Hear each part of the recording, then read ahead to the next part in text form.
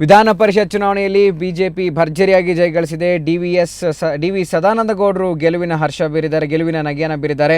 ಯಡಿಯೂರಪ್ಪ ಮನಸ್ಸು ಮಾಡೋರಿಗೆ ಸದಾನಂದ ಗೌಡರಿಗೆ ತೊಂದರೆ ಇಲ್ಲ. ಮತ್ತು ಅಭ್ಯರ್ಥಿಯನ್ನು ಕಣಕ್ಕಿಳಿಸಿ ಕಾಂಗ್ರೆಸ್ ತನ್ನ ಒಂದು ಸಾಮರ್ಥ್ಯವನ್ನು ತೋರಿಸ್ಕೊಳ್ತು. ಈಗ ಕಾಂಗ್ರೆಸ್ನಲ್ಲಿ ಎರಡು ಭಿನ್ನಾಭಿಪ್ರಾಯಗಳಿತ್ತು, ಎರಡು ಹೋಳಾಗಿತ್ತು ಅಂತಲೇ ಹೇಳ್ಬೋದು. ವಿಧಾನ ಪರಿಷತ್ ಚುನಾವಣೆಗೆ ಎರಡು ಭಿನ್ನಾಭಿಪ್ರಾಯಗಳಿತ್ತು. ಏನು ಅಂತಂದರೆ ಅಭ್ಯರ್ಥಿಯನ್ನು ಆಯ್ಕೆ ಮಾಡುವಾಗ ಕಾಂಗ್ರೆಸ್ನ ಎಲ್ಲ ಸದಸ್ಯರು ಒಟ್ಟುಗೂಡಿ ಅಭ್ಯರ್ಥಿಯನ್ನು ಆಯ್ಕೆ ಮಾಡಲಿಲ್ಲ ಅಂತ ಒಂದು ಭಿನ್ನಾಭಿಪ್ರಾಯ. ಈ ಒಂದು ಭಿನ್ನಾಭಿಪ್ರಾಯ ಬಿಜೆಪಿಗೆ ಪ್ಲಸ್ ಪಾಯಿಂಟ್ ಆಯಿತು ಅಂತಲೇ ಹೇಳ್ಬೋದು. ಕೆಲವರು ಅಡ್ಡ ಮತದಾನ ಮಾಡಿರ್ಬೋದು ಅಥವಾ ಚುನಾವಣೆಗೆ ಒಂದು ಆಸಕ್ತಿ ತೋರಿಸ್ದೇ ಇರ್ಬೋದು. ಆದರೆ ಕಾಂಗ್ರೆಸ್ನಲ್ಲಿದ್ದಂತಹ ಹುಳುಕು ಈಗ ಹೊರಗಡೆ ಬಂದಿದೆ. ಯಾವುದೇ ಒಂದು ಅಭ್ಯರ್ಥಿಗಳು ಆಗಲಿ ಅಥವಾ ಕಾಂಗ್ರೆಸ್ ಪಕ್ಷವಾಗಲಿ ಒಗ್ಗಟ್ಟಾಗಿಲ್ಲ ಅನ್ನೋದನ್ನು ಇದು ಎತ್ತು ತೋರಿಸುತ್ತೆ. ಏನಿದ್ರು ಬಿಜೆಪಿಗೆ ಲಾಭವಾಗಿದೆ. ಒಟ್ಟಾರೆ ಭಿನ್ನಾಭಿಪ್ರಾಯದ ಮಧ್ಯೆ ಈಗ ಬಿಜೆಪಿ ಜಯಗಳಿಸಿದೆ.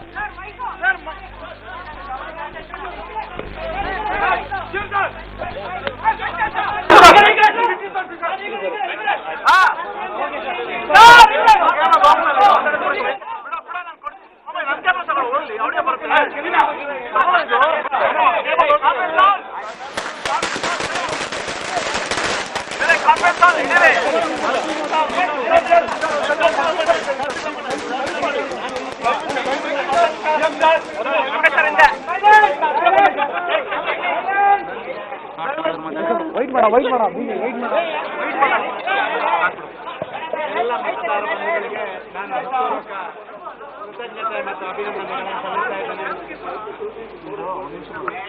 ಇವತ್ತಿನ ಈ ಚುನಾವಣೆಯ ಫಲಿತಾಂಶ ನಮ್ಮ ಪಕ್ಷದ ಒಗ್ಗಟ್ಟು, ನಮ್ಮ ಪಕ್ಷದ ಸಂಘಟನೆಯ ಶಕ್ತಿಯನ್ನು ಪ್ರದರ್ಶನ ಮಾಡಿದೆ.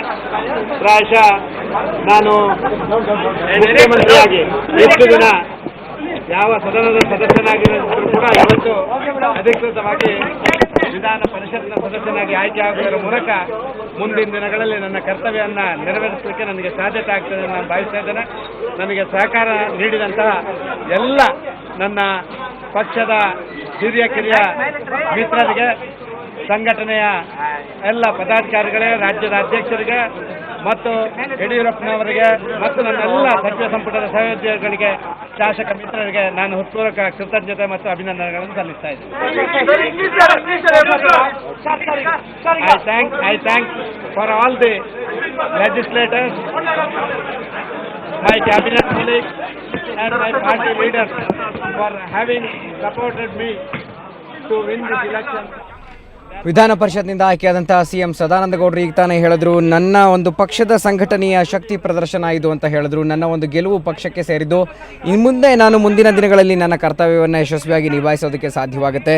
ಎಲ್ಲ ಸದಸ್ಯರಿಗೆ, ಶಾಸಕರಿಗೆ, ಸಂಸದರಿಗೆ ಮತ್ತು ಸಚಿವರುಗಳಿಗೆ, ಸಚಿವ ಸಂಪುಟದ ಸಹೋದ್ಯೋಗಿಗಳಿಗೆ ಮತ್ತು ಯಡಿಯೂರಪ್ಪನವರಿಗೆ ಕೃತಜ್ಞತೆಯನ್ನು ಸಲ್ಲಿಸಿದ್ರು. ಈ ಒಂದು ಮುಖಾಂತರ ಈ ಒಂದು ಪಕ್ಷದ ಸಂಘಟನೆಯ ಪ್ರತೀಕ ಇದು ನನ್ನ ಜಯ ಅಂತ ಹೇಳಿದ್ರು. ಒಟ್ಟಾರೆ ಕಾಂಗ್ರೆಸ್ನ ವಿರುದ್ಧ ಭರ್ಜರಿಯಾಗಿ ವಿಧಾನ ಪರಿಷತ್ಗೆ ಆಯ್ಕೆಯಾಗಿ ಸಿಎಂ ಸದಾನಂದ ಗೌಡರು ತಮ್ಮ ಸಿಎಂ ಗದ್ದುಗೆಯನ್ನು ಉಳಿಸಿಕೊಂಡಿದ್ದಾರೆ. ಇದೇ ನೀವು ನೋಡ್ತಾ ಇದ್ದೀರಾ ನೇರ ದೃಶ್ಯಾವಳಿಗಳು. ವಿಧಾನ ಪರಿಷತ್ಗೆ ಆಯ್ಕೆ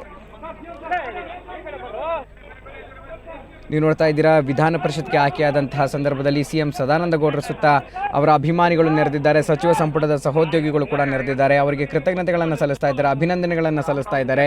ಯಡಿಯೂರಪ್ಪನವರು ಕೂಡ ಅವರ ಪಕ್ಕದಲ್ಲಿದ್ದಾರೆ. ನೇರವಾಗಿ ಅವರು ಹೇಳಿದ್ರು, ಯಡಿಯೂರಪ್ಪನವರಿಗೆ ನನ್ನ ಕೃತಜ್ಞತೆಗಳು ಅಂತ ಹೇಳಿದ್ರು. ಮತ್ತು ಎಲ್ಲ ಇದಕ್ಕಾಗಿ ಶ್ರಮಿಸಿದಂತಹ ಎಲ್ಲ ಶಾಸಕರಿಗೆ, ಸಂಸದರಿಗೆ, ಸಚಿವ ಸಂಪುಟದ ಸಹೋದ್ಯೋಗಿಗಳಿಗೆ, ಎಲ್ಲ ಮಿತ್ರರಿಗೂ ಕೂಡ ನಾನು ಧನ್ಯವಾದಗಳನ್ನು ಅರ್ಪಿಸ್ತೇನೆ ಅಂತ ಹೇಳಿದ್ರು.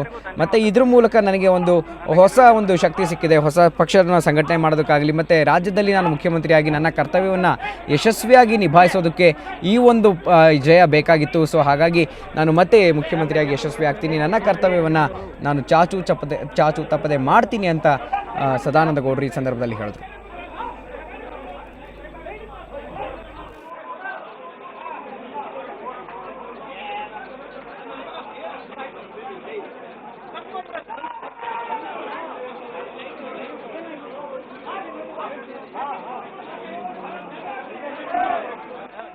ಕ್ಯಾಸೆಟ್ ಕೊಡಿ ಇಲ್ಲೇ ಹಾಕ್ಕೊಂಡ್ಬಿಡು, ಇಲ್ಲೇ ಫಿಟ್ ಮಾಡೋಣ.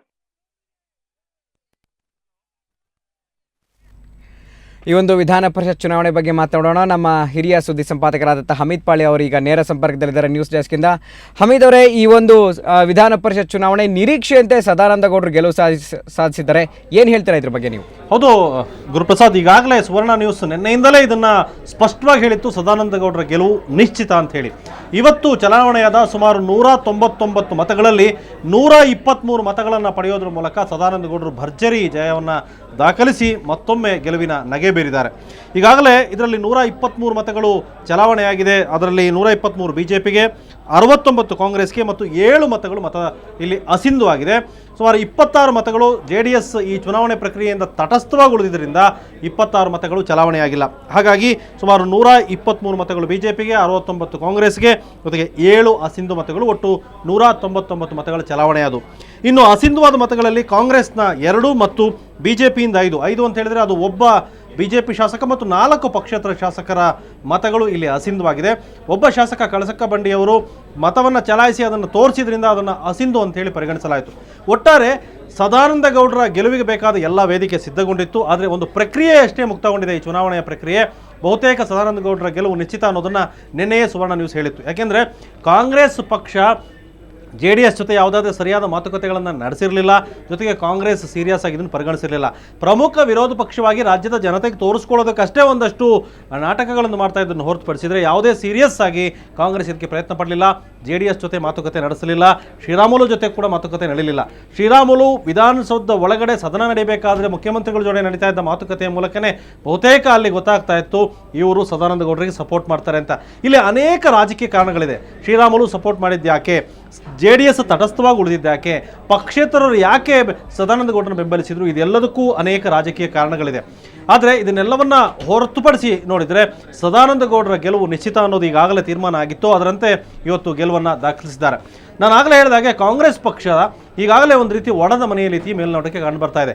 ಇವತ್ತು ಮತದಾನದ ನಂತರ ಕೂಡ ಮಾಲಿಕಯ್ಯ ಗುತ್ತೇದಾರ್, BC ಪಾಟೀಲ್ ಮತ್ತು ದಯಾನಂದ ರೆಡ್ಡಿ ಇವರೆಲ್ಲರೂ ಸ್ಪಷ್ಟವಾಗಿ ಹೇಳ್ತಾ ಇದ್ರು, ಸದ್ಯಕ್ಕೆ ಕಾಂಗ್ರೆಸ್ನಲ್ಲಿದ್ದೀವಿ ನಾವು, ಇನ್ನು ಮುಂದೆ ನಮಗೆ ಗೊತ್ತಿಲ್ಲ ಅನ್ನೋದು. ಅಂದರೆ ಈಗಾಗಲೇ ಕಾಂಗ್ರೆಸ್ನ ಬಹುತೇಕ ಕೆಲವು ಶಾಸಕರು ಅವರು ಹೇಳಿದ ಹಾಗೆ NCP ಕಡೆ ಮುಖ ಮಾಡಿದ್ದಾರೆ. ಅಂದರೆ ನಮಗಿಲ್ಲಿ ಸರಿಯಾದ ಸ್ಥಾನಮಾನ ಇಲ್ಲ, ಜೊತೆಗೆ ಗೌರವ ಇಲ್ಲ, ದೊಡ್ಡ ದೊಡ್ಡ ನಾಯಕರ ಚೇಲಾಗಳಿಗೆ ಮಾತ್ರ ಇಲ್ಲಿ ಅನುಕೂಲ ಅನ್ನೋದಷ್ಟನ್ನು ನೇರವಾಗಿ ಸ್ಪಷ್ಟವಾಗಿ ಹೇಳಿದ್ದಾರೆ.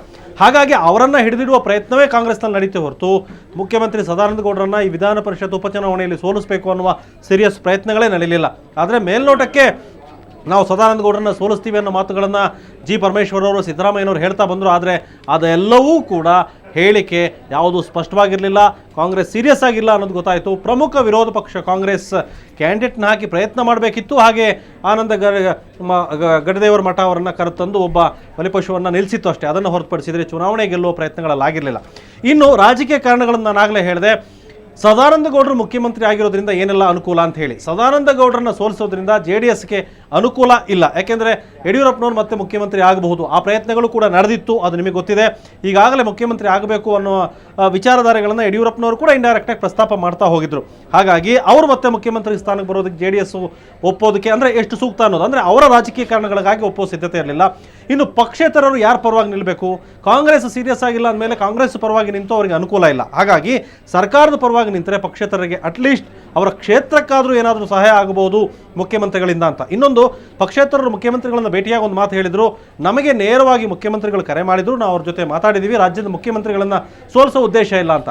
JDS ಪರವಾಗಿಯೂ ಇಲ್ಲ ಅಥವಾ ಕಾಂಗ್ರೆಸ್ನಿಂದ ಅವ್ರಿಗೆ ಯಾವ ಸಹಾಯವೂ ಇಲ್ಲ ಅಂದಾಗ ಪಕ್ಷೇತರರ ಆಯ್ಕೆ ಸರ್ಕಾರ ಅಥವಾ ಸದಾನಂದ ಗೌಡರಾಗಿತ್ತು. ಹಾಗಾಗಿ ಯಡಿಯೂರಪ್ಪ ಇಂದ ಅವರು ಬಹುಶಃ ಬೇಸತ್ತು ಉಚ್ಚಾಟಿತರಾಗಿ ಹೊರಗಿದ್ರು. ಅವರಿಗೆ ಸದಾನಂದ ಗೌಡರ ಬಗ್ಗೆ ಯಾವುದೇ ವಿಚಾರ ಅಂದರೆ ಕೋಪಗಳಿಲ್ಲ. ಹಾಗಾಗಿ ಅವರನ್ನು ಸದಾನಂದ ಗೌಡರ ಪರವಾಗಿ ನಿಂತರು.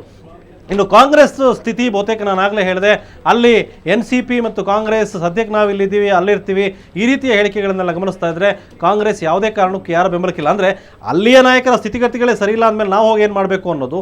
JDSಗೆ ಕಾಂಗ್ರೆಸ್ಗೆ ಸಪೋರ್ಟ್ ಮಾಡೋದ್ರಿಂದ ಈ ಚುನಾವಣೆಯಲ್ಲಿ ಯಾವುದೇ ಅನುಕೂಲ ಇಲ್ಲ. ಯಾಕೆಂದರೆ ಚುನಾವಣೆ ಮಾಡಿ ಗೆದ್ದ ನಂತರ ಕಾಂಗ್ರೆಸ್ ಅದನ್ನು ಕ್ರೆಡಿಟ್ ಪಡಿಬೋದು, JDSಗೆ ಯಾವುದೂ ಸಿಕ್ಕಲ್ಲ. ಅದಕ್ಕಾಗಿ JDS ಕೂಡ ಯಾವುದೇ ರಿಸ್ಕ್ ತೊಗೊಳ್ಳಿಲ್ಲ. ಒಟ್ಟಾರೆಯಾಗಿ ಸದಾನಂದ ಗೌಡರ ಗೆಲುವು ಬಹುತೇಕ ಈ JDS ಮತ್ತು ಕಾಂಗ್ರೆಸ್ನ ಗೊಂದಲದ ಮಧ್ಯೆ ಸದಾನಂದ ಗೌಡರಿಗೆ ಹಾದಿ ಸುಗಮವಾಗಿತ್ತು. ಜೊತೆಗೆ ಎಲ್ಲರೂ ಒಪ್ಪಿಕೊಳ್ಳುವ ವ್ಯಕ್ತಿಯಾಗಿದ್ದರು ಅವರು ಯಡಿಯೂರಪ್ಪನವ್ರನ್ನ ಹೊರತುಪಡಿಸಿ ಆ ಸ್ಥಾನಕ್ಕೆ ಬಂದ ನಂತರ. ಹಾಗಾಗಿ ಅವರ ಹೇಳಿಕೆಗಳು, ನಡವಳಿಕೆಗಳು, ಅವರು ನಡ್ಕೋತಾ ಇರೋ ಸರ್ಕಾರ ನಡೆಸ್ತಾ ಇರೋ ರೀತಿಯೆಲ್ಲ ಉಳಿದವರಿಗಿಂತ ಬೆಸ್ಟು ಅನ್ನೋ ಥರ ಇತ್ತು. ಜೊತೆಗೆ ಮುಂದಿನ 1.5 ವರ್ಷ ಅವಧಿಯಲ್ಲಿ ಯಾವ ಶಾಸಕರು ಕೂಡ ಚುನಾವಣೆಗೆ ತಯಾರಿಲ್ಲ. ಹಾಗಾಗಿ ಸದಾನಂದ ಗೌಡರು ಒಪ್ಪಿಕೊಳ್ಳುವ ಅನಿವಾರ್ಯತೆ ಎಲ್ರಿಗೂ ಇತ್ತು. ಹಾಗಾಗಿ ಇದೊಂದು ಚುನಾವಣೆ ಪ್ರಕ್ರಿಯೆ ನಡೀತು. ಉಳಿದವರೆಲ್ಲರೂ ಕೂಡ ತಮ್ಮದೇ ಆದ ರೀತಿ ಹೇಳಿಕೆಗಳನ್ನು ನೀಡಿದ ಹೊರತೆ BJP ಗೆಲುವು ಇಲ್ಲಿ ಶತಸಿದ್ಧ ಅನ್ನೋದು ತೀರ್ಮಾನ ಆಗಿತ್ತು. ಅದರಂತೆ ಸದಾನಂದ ಗೌಡರು ಗೆಲುವಿನ ನಗೆ ಬೀರಿದ್ದಾರೆ ಇವತ್ತು. ಗುರುಪ್ರಸಾದ್, ಹಮೀದ್, ಮತ್ತೆ ಈ ವಿಷಯದ ಬಗ್ಗೆ ಚರ್ಚೆ ಮಾಡೋಣ ಒಂದು ವಿರಾಮದ ನಂತರ.